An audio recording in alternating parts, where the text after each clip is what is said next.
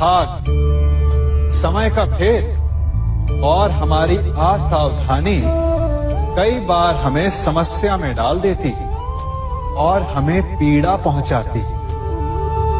फिर हम कभी अपने मित्रों से, कभी अपने आप से, कभी ईश्वर से केवल एक ही प्रश्न पूछते हैं कि क्यों, मेरे साथ ही ऐसा क्यों हुआ?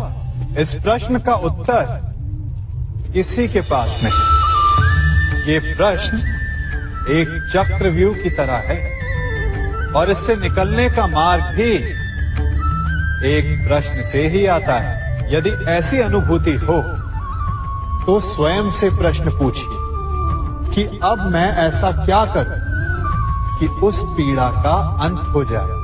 यदि मार्ग में बाधा आए तो ये प्रश्न ना करें कि बाधा मेरे समक्ष ही क्यों आई, बल्कि ये देखें कि उस बाधा से कई लोग आगे भी बढ़े हैं।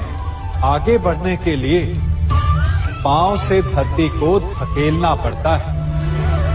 जो बीत गया उसकी पीड़ा का मरहम बीते हुए कल में नहीं, आने वाले भविष्य में मिलेगा।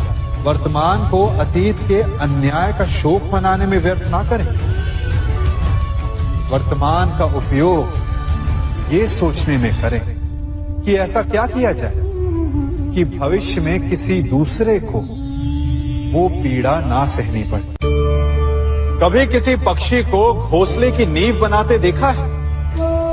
अथक परिश्रम करके तिनका तिनका बिटोर कर वो पक्षी अपना घोंसला बनाता है, अपनी संतान के लिए एक सुरक्षित घर बनाता है। और फिर कहीं से तीव्र आंधी आती है, भारी वर्षा होती है और उसका घोंसला तिनका तिनका करके बिखर जाता है। फिर वो पक्षी क्या करता है? वो रोता नहीं, ना ही विलाप करता है।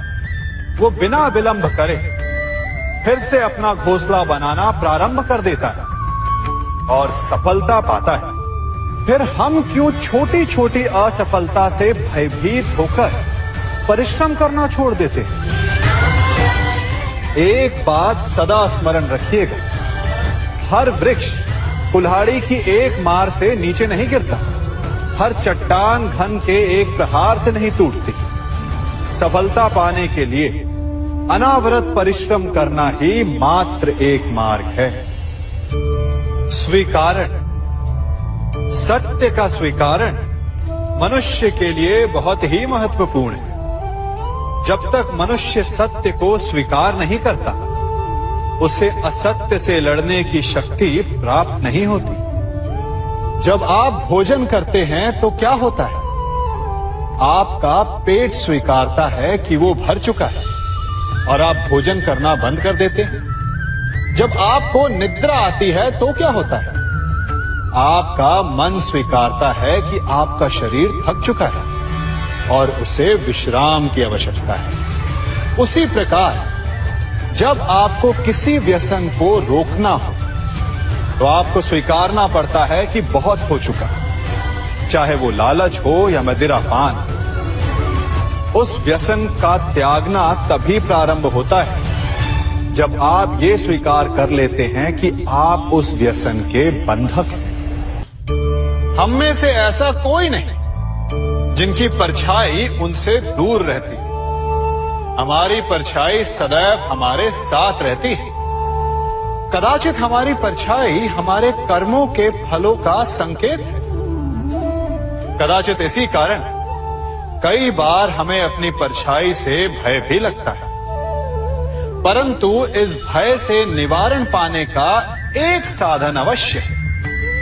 वो है सूर्य की ओर मुख करना या किसी प्रकाश के स्रोत की ओर मुख करना, क्योंकि तब हमें हमारी परछाई दिखाई नहीं देती।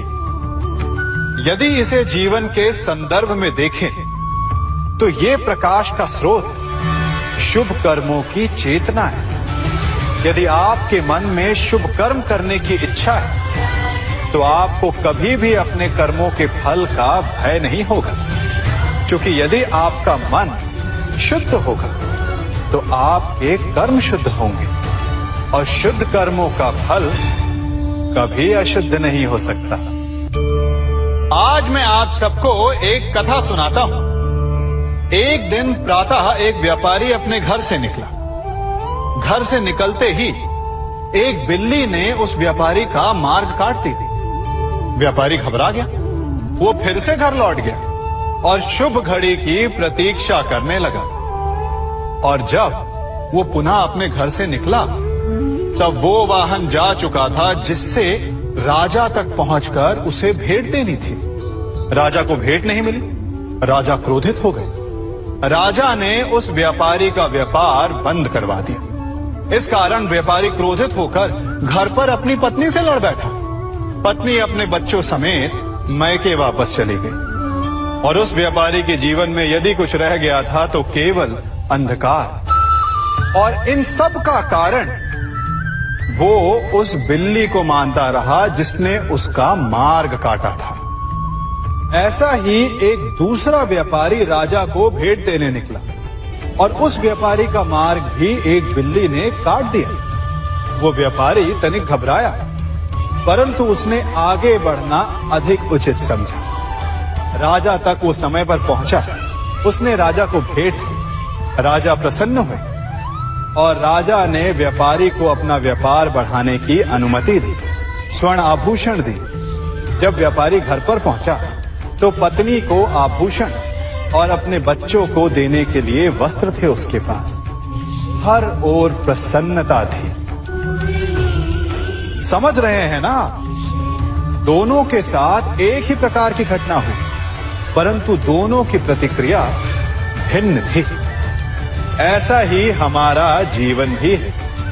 हमारे जीवन में प्रारब्ध का अपना स्थान है, परंतु उससे कई अधिक महत्वपूर्ण हमारी प्रतिक्रिया, हमारे सोच का प्रभाव है। क्योंकि यही हमारे जीवन को आकार देते हैं। इसलिए अपनी सोच को सकारात्मक रखिए।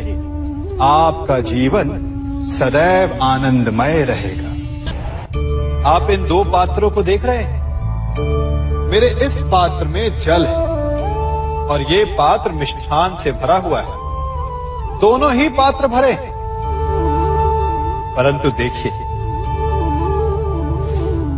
मिश्री को जल में मिला दिया। जल ने मिश्री को अपना लिया। मिश्री ने अपना अस्तित्व खो दिया, परंतु जल को अभिमान है कि उसका अस्तित्व अभी भी बना हुआ है।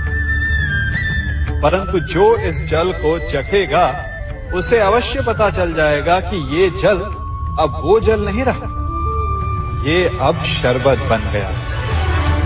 हमारा त्याग, हमारे बलिदान भी ऐसे ही होते हैं। जो इस बात को अनुभव करते हैं वो समझ सकते हैं कि कैसे हमने समय की धारा को बदल दिया।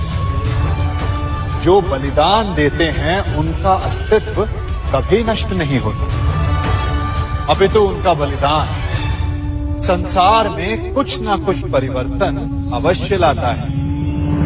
हम सभी कभी ना कभी, कहीं ना कहीं अपने जीवन में यात्रा अवश्य करते हैं।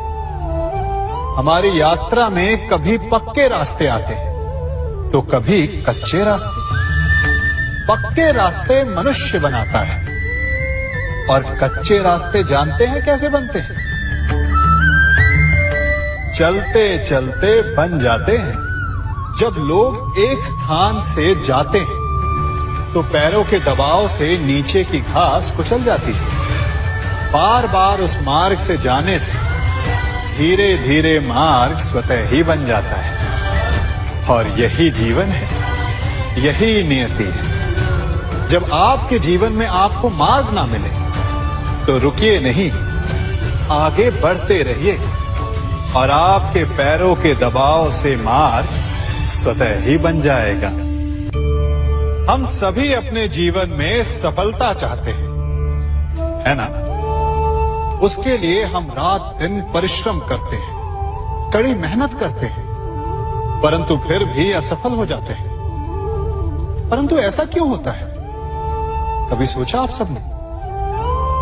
क्योंकि सफलता पाने का मंत्र बड़ा कठिन नहीं, बड़ा सरल है। उचित विचार, उचित समय, उचित स्थान पर उचित प्रहार। जब आपके विचार, समय, स्थान और प्रहार यानी परिश्रम उचित है, तो सफलता आप ही को मिलेगी। जिस प्रकार एक लोहार लोहे से कुछ बनाते समय उस लोहे के सही ताप तक के आने की प्रतीक्षा करता है और समय आने पर उचित स्थान पर पर्याप्त बल से प्रहार करता है और लोहा आकार ले लेता है, ठीक उसी प्रकार आपकी सफलता भी आकार लेती है।